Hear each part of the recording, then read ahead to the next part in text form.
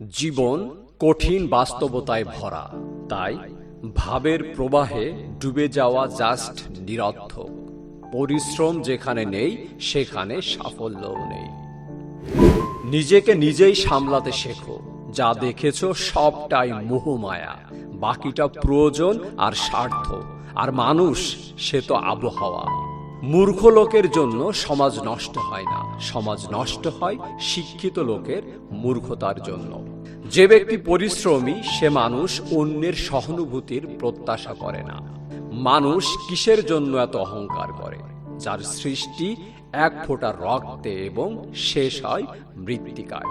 খালি পকেট এবং বেকারত্ব যা শিক্ষা দেয়, কোনো বই সেই শিক্ষা প্রদান করতে পারে না।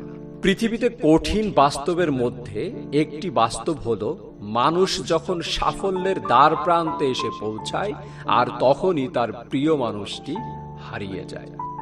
সাপ যখন জীবিত থাকে তখন সে পিঁপড়া খায়, আবার সাপ যখন মরে যায় তখন পিঁপড়া সাপকে খায়।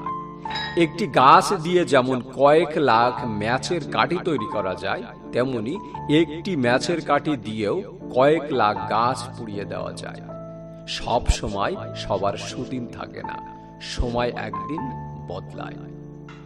সৌভাগ্য প্রত্যেকের সাথে দেখা করার জন্য প্রতীক্ষা করে, কিন্তু যে পরিশ্রম করে একমাত্র তার সঙ্গে দেখা করে।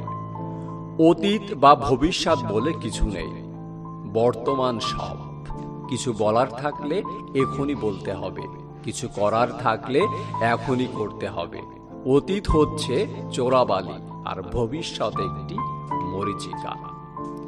যারা সামনে এক কথা এবং পিছনে অন্য কথা বলে, তাদের থেকে সর্বদা সামাজিক দূরত্ব বজায় রাখুন, কারণ এই ধরনের লোকেরা সবচাইতে বেশি বিপজ্জনক। পরিশেষে কথায় আছে, মেনে নিলেই শান্তি, মনে নিলেই অশান্তি। জীবনে চলার পথে প্রত্যেকটি মানুষকে আনন্দের সাথে সাথে বিভিন্ন কঠিন বাস্তবতার সম্মুখীন হতে হয় এবং সেটিকেই সাহসিকতার সাথে মেনে নিয়ে এগিয়ে চলাটাই হলো বেঁচে থাকার আসল কৌশল। সবাই ভালো থাকবেন, সুস্থ থাকবেন সেই কামনায়।